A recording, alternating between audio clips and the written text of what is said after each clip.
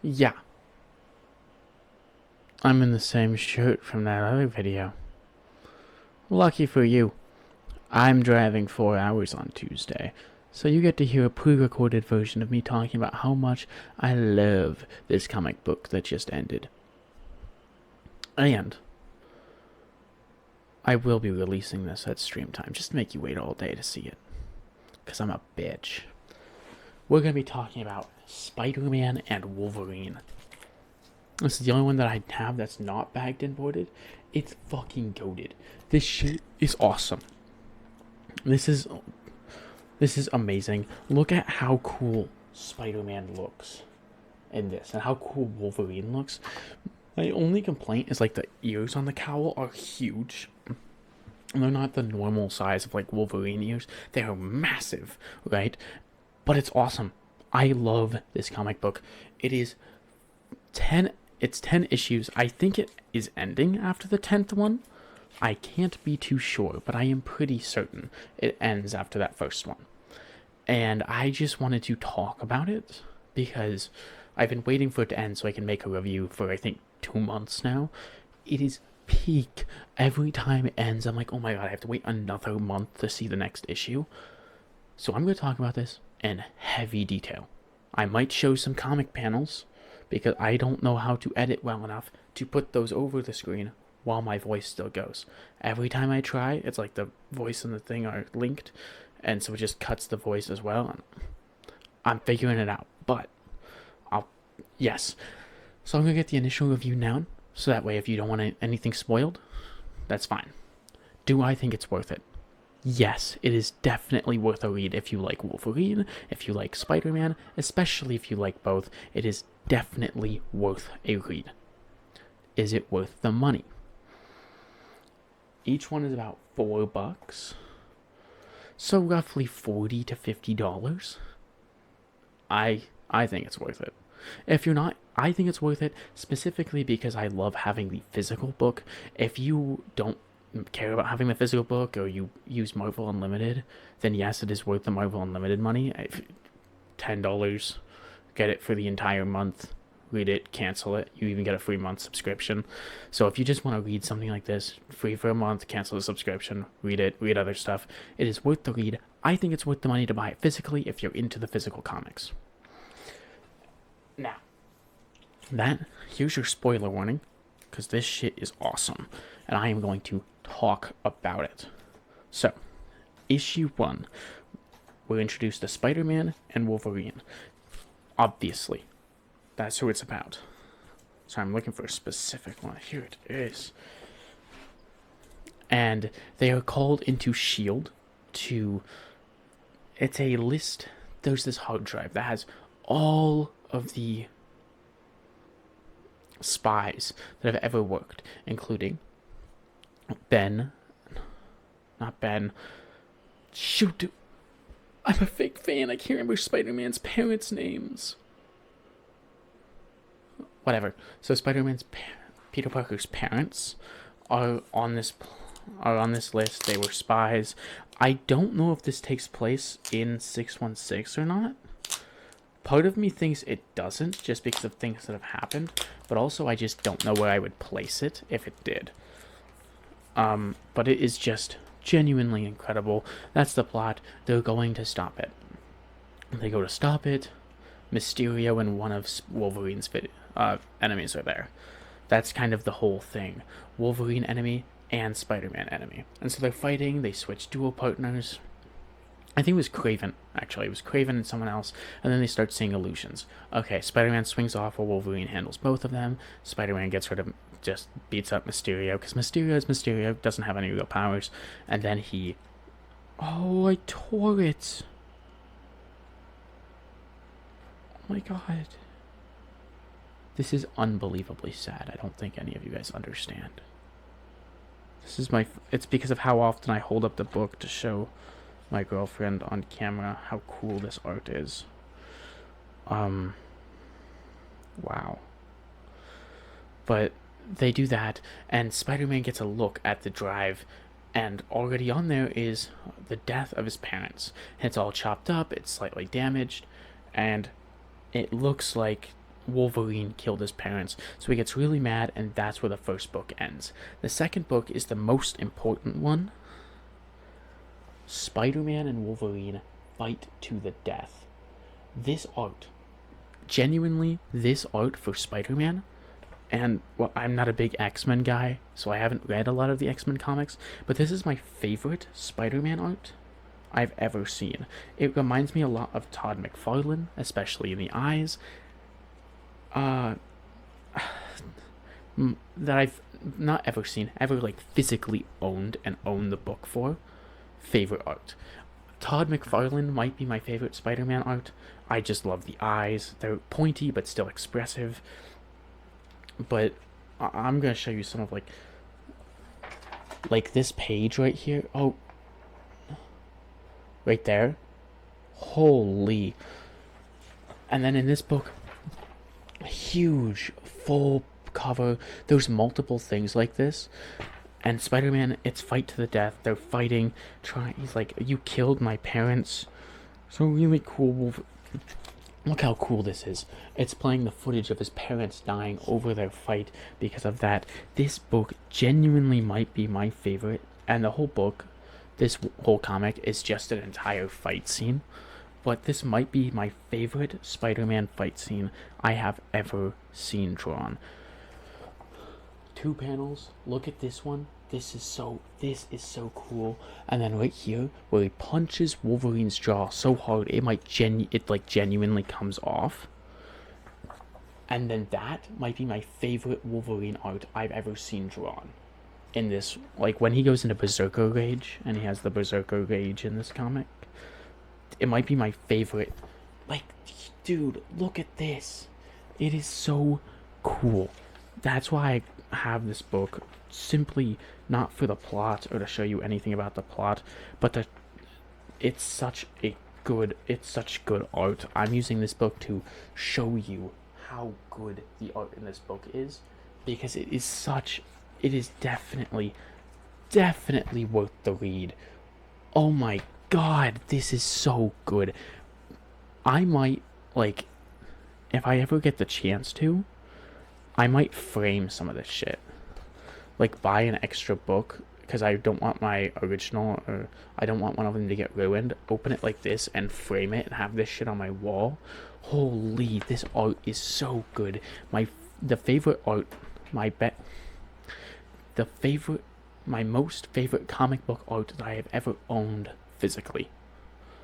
I'd tell you who wrote it, who did the art, but out of those 3 names up there, if the camera would focus, if the camera would focus.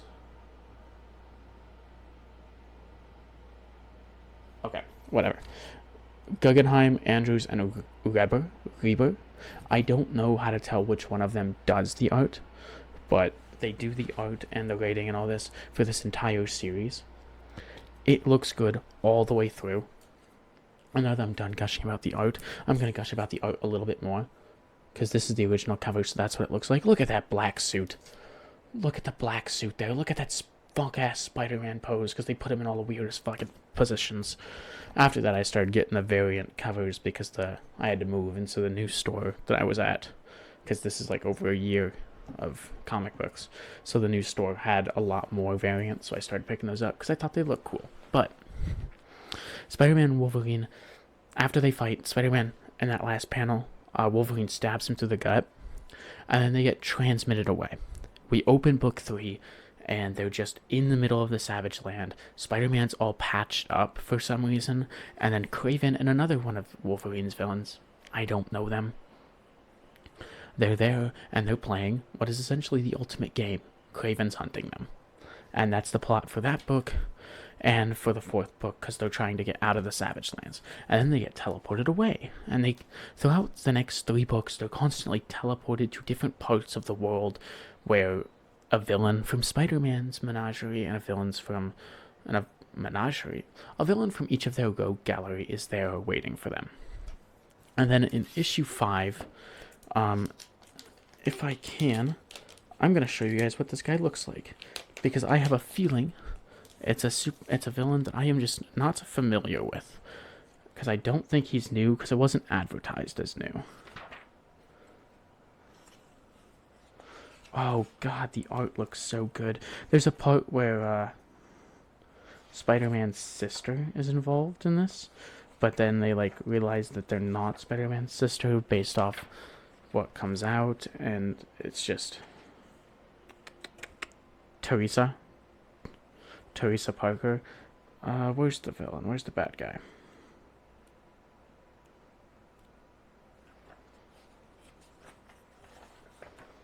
Okay, well, I opened the wrong book if I wanted a clear shot of him. But this entire page, he's right there. He's up in the top.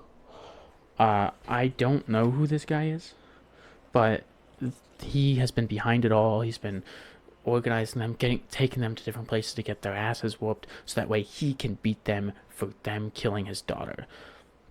And they decided to let somebody go or not kill them, and then it killed his daughter. And he's like, you play with life and death every day, the actions. And Spider-Man's like, okay, well, maybe he's got a point. It's an ethical dilemma for them both.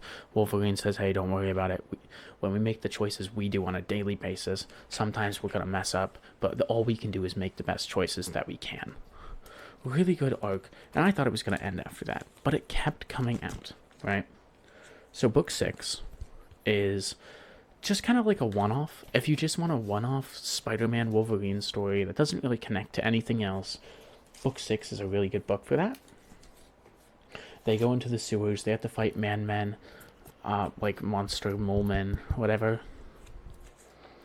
And it has to do with somebody's mutant power. They die. And it's this heartfelt moment right there.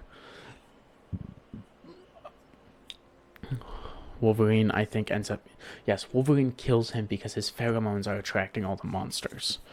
And it's kind of his power and whatever, and so he has to die for it to stop. And Wolverine kills him. And it's just a one-off adventure. It doesn't really connect to anything.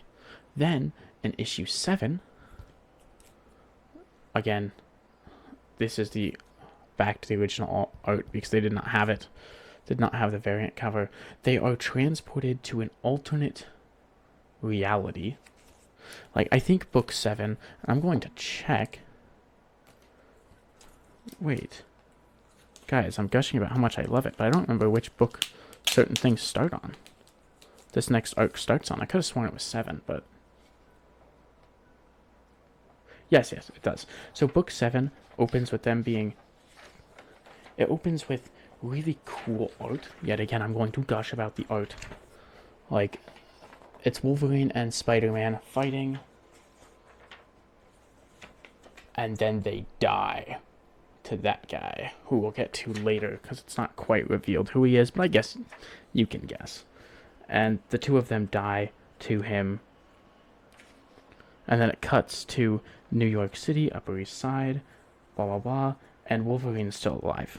So you're led to believe that it's a flashback, and then they get teleported to an alternate dimension. Both Spider-Man and Wolverine get teleported to an alternate dimension by that dimension's Mr. Fantastic. And it turns out that in this world, Mr. Fantastic, he summoned them there to try and defeat Arachnix, who is this enemy that has Wolverine and Spider-Man powers, which is a really cool concept, especially in how they tackled it, because it's not like all of Wolverine powers plus all of Spider-Man powers. He doesn't have web shooters. He's not extremely smart like Peter. He has the web powers. He can like stick to walls. He has the claws and his healing factor, and then he has the increased strength. But his healing factor and his webbing are one and the same. He is made of organic webbing that auto repairs because he's constantly making it, which is a really cool concept. So they go in, they fight him, and the first book ends with them like looking up and he's about to attack them. Then the entirety of then the second one starts. They fight, they escape. They don't kill him. They escape barely. And then, I want to show you because it's so cool. They're like, oh, let's go ambush him or do whatever. We need to be heroes because in this universe, there are no superheroes. And then right there, one of the members of what replaces the Avengers and is like their league of supervillains in this universe. That's Hulk Panther. It's a combination of Black Panther and Hulk. So everyone in this universe is a combination. Oh, they're going to Latveria, by the way. Did I skip a page? Oh, no. It's them getting beaten, so it doesn't show you all their names. I just want to point out, look how caked up Spidey is right there. Look at that cake, bro. That's crazy. But you have Namthor, Asgardian King of Atlantis. I'm going to show you the full page in a second. Psy-Hulk, Gamma-powered Psychic, Ultron Fist, Cybernetic Wielder of the Iron Fist, Hulk Panther, and then Arachnix are all on the team together. And that's really cool hero design, given like what they were doing. Just cool art in general. I love this book. It's such a cool concept. If I could see another world, not another world, but another comic book series in this universe, that'd be really fun. The only problems are there are no heroes, and this book did kind of give me with one little letdown. Reed Richards isn't combined with anybody. He's just Reed Richards, whereas all the other people in this universe are combinations of two other Marvel characters from 616. But anyways, they beat them all in Spider-Man and Wolverine number 9. They beat them. They hit Arachnix with a webbing formula that Reed Richards has developed. He realized, wait, Reed is smarter than to shoot him with a bullet, so I'm going to use, it's definitely not a bullet, I'm going to use what's in this cartridge, hit him with it, and it's like web hardening. So it hardens his entire body, he can't move, and it's essentially a prison until it wears off. They trust like the super villain, the government, essentially shield of that universe, to handle it, and then they leave for their own reality. Well, obviously, as governments do, they don't handle it well. It comes back, and when they get teleported back, Arachnix says he's going to follow them. He follows them. The comic book ends. We're here. Spider-Man convinces Wolverine to go talk to Mariko, which is probably familiar if you're a Wolverine fan. I'm not, so I don't really get it. But then they're talking, heartfelt discussion. Spider-Man has a 1v1 with him. He doesn't fall for the same trick of the webbing formula twice, and then he goes and fights. Mariko comes over as this samurai girl who, again, if you're a Wolverine fan, especially in the comics, you'll probably understand. I didn't, not the biggest X-Men guy. I know of Wolverine. I read some comic synopsis or like just reviews of them, but I'm not super heavy into it. So I didn't really get who it was, but it was really cool. It's really well done. Fight scene, Spider-Man gets him. They take him to their Reed Richards, who is still alive and able to develop a way to inhibit his powers permanently, cuff him, and Reed takes him back to the other dimension. And they say, hey, we can take out the trash for you if you want. Reed says, nope, I think I'll be able to. I don't want to miss getting the chance to see an alternate universe. So they leave. So he leaves with them. And Spider-Man's asking, hey, what are the deets on you and Mariko? How did it go? He's been asking the entire comic book for the deets, by the way. It's a very fun gag. And then Fing Fing Foom starts attacking, and they both rush out. And he goes, I'm never going to get the details on that. And he says, nah, no, bub, I don't think you are. Genuinely peak. I wish it wasn't ending. I hope it never ends. But that seems like it's the end. So that's pretty much it. To summarize, art is gorgeous. The storytelling is really good. The first arc, the first 5 issues specifically, has really good storytelling. The last half, while I think they are really good, I think the first half is the best. Because it's a play on like their motif as superheroes. Do they actually save people? Their actions cause death too. They're being hunted and tormented against because he's in the black suit.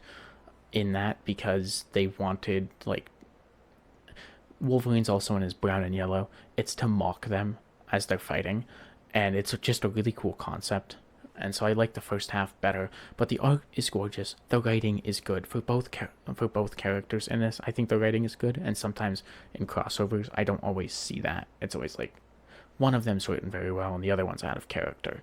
Like Captain America is out of character a lot of times in X-Men comics, where he just becomes racist, which doesn't fit his character for the most part. Like, I mean, I've read Captain America a lot, not as much in recent years, but that just doesn't he isn't like that most of the time.